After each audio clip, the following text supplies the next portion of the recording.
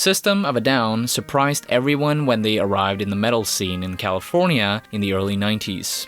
Their mix of traditional Armenian music and metal created a dent in the contemporary music realm at the time. In June of '98, they released their debut self-titled album, and the album was so positively received that they were able to tour extensively and open concerts for bands like Slayer and Metallica. But their second album, Toxicity, is the one that's considered their big break. Now, this year, the album celebrates its 20th anniversary, and so I thought it would be a cool idea to check out some of the riffs, the lyrics, and also the history behind one of the songs on the album. I noticed that a few other YouTubers have made videos on this album or songs from the album from before.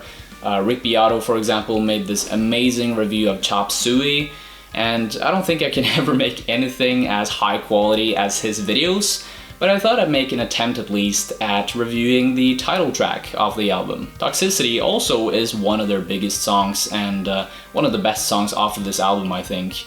So without further ado, here's my review of Toxicity by System of a Down. Okay, so the song starts in a very melodic manner. There's two guitars, one acoustic, one electric, and they both play this very soothing yet somehow unsettling melody in unison.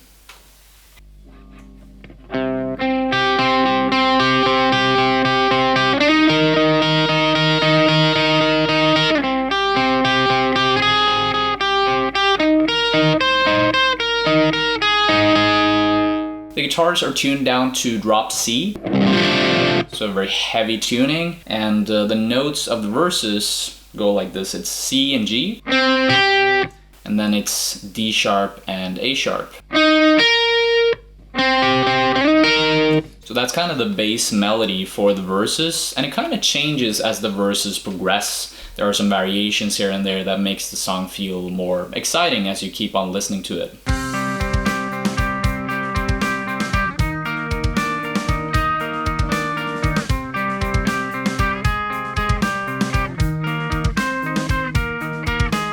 In the chorus, it turns more into a chord-based riff, so you have this C and G open string. And then it jumps over to this muted part, or the last one is open. And then you have the C sharp major and C major, which is like a power chord. A very interesting and powerful progression. You'll see a lot of this in System of a Down songs, that they go from sharp to basically a whole tone of a C or a D or a similar chord.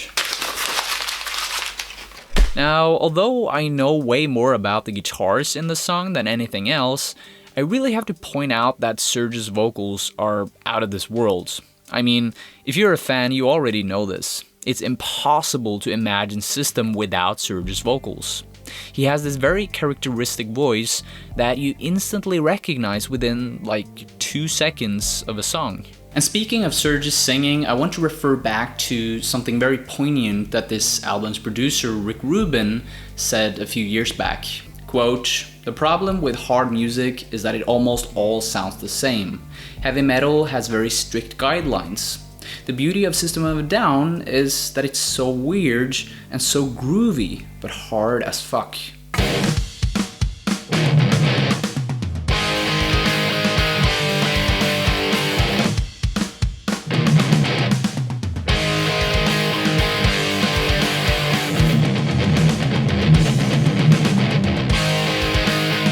Like Rubin is saying, System of a Down knew how to push outside of the boundaries of most metal music. And there are several examples in this song alone. Serge's vocals are definitely helping them become more unique, but a guitar and bass related example lies in the tuning. Now, like I mentioned briefly before, their guitars are tuned down to drop C. So it's not E like Metallica, and not D like Soundgarden. No, this is drop C.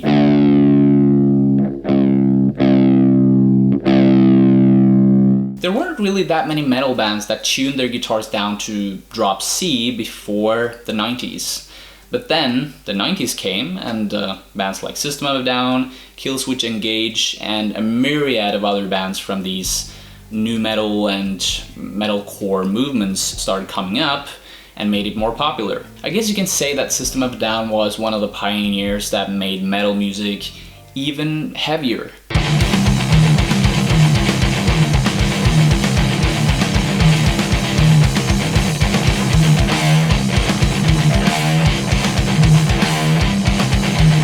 Now, it's not just the vocals and the guitar tuning that makes the song stand out. The time signature also plays an important part too. During the intro and the verses, you can hear a beat that can be interpreted as 6/8 time. And what this basically means is that there's 3 notes coupled together in 2 different groupings or pulses for each bar. And this makes the song sound slightly foreign to the listener. This is technically the same as a 4/4 beat, the only difference being that the notes are differently arranged. It's shifted more towards the center of the timeline, so to speak, and so there's 1 note less in each grouping.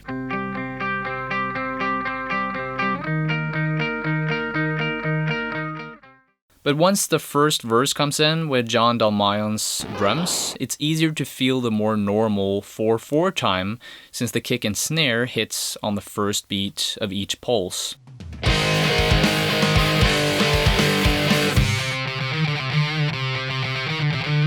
So Toxicity is a song with multiple rhythms, or as we like to call it in the traditional music language, polyrhythms. But what even is a polyrhythm? So polyrhythm is technically when you have 2 rhythms going on that resolves naturally in a looping manner, basically. If I'm playing hi-hat and I'm playing a snare drum, this is a polyrhythm. It's just so basic that we don't have to think of it as a polyrhythm. But one hand is playing 2, the other one is playing 1. Every time. 1, 2, 1, 2, 1, 1. It just feels so natural to us that we don't have to think of it as a polyrhythm.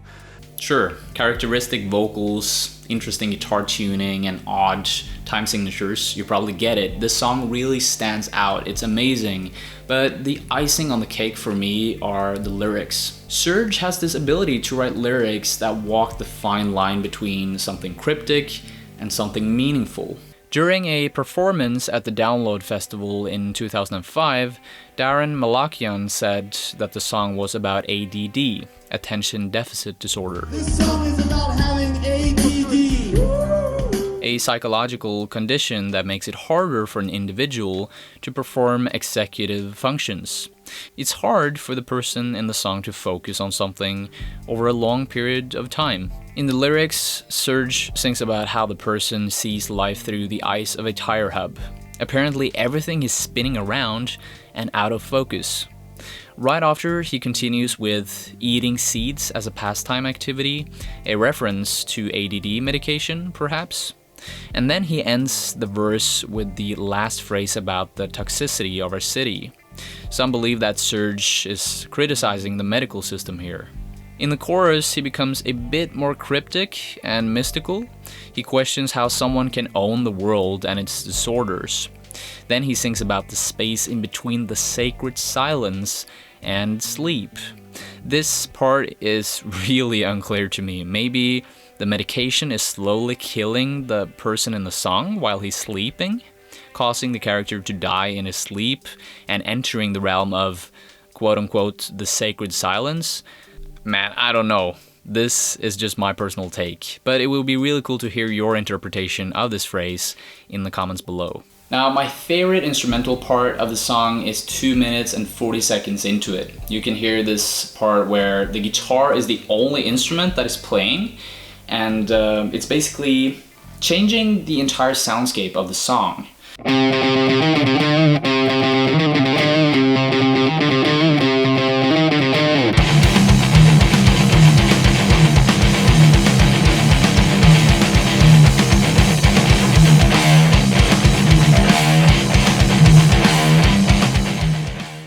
Thank you so much for watching. Are you interested in leveling up your guitar playing?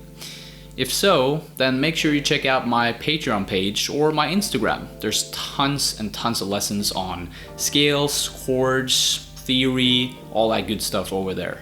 On Patreon, I have a $3 a month membership where you get access to a library of videos. I just released a new course on the pentatonic scale. There's also new guitar lessons coming out every single Monday, so the library is continuously expanding. When you become a member, you also help me out put out more free content and videos here on YouTube. There's a lot of time and energy that goes into these videos, so every single dollar helps out. You can find links to those in the description below. Last but not least, make sure you check out my good friend Maximiliam's YouTube channel and Twitch page. He's an amazing drummer and a fellow Viking from Sweden, so make sure you click his links down below as well. Last but not least, make sure you check out Santiago 109. Thank you so much, dude, for letting me use this awesome graphic of the Toxicity album. There's links to his stuff down below as well. That's it. Hope to see you later. Cheers.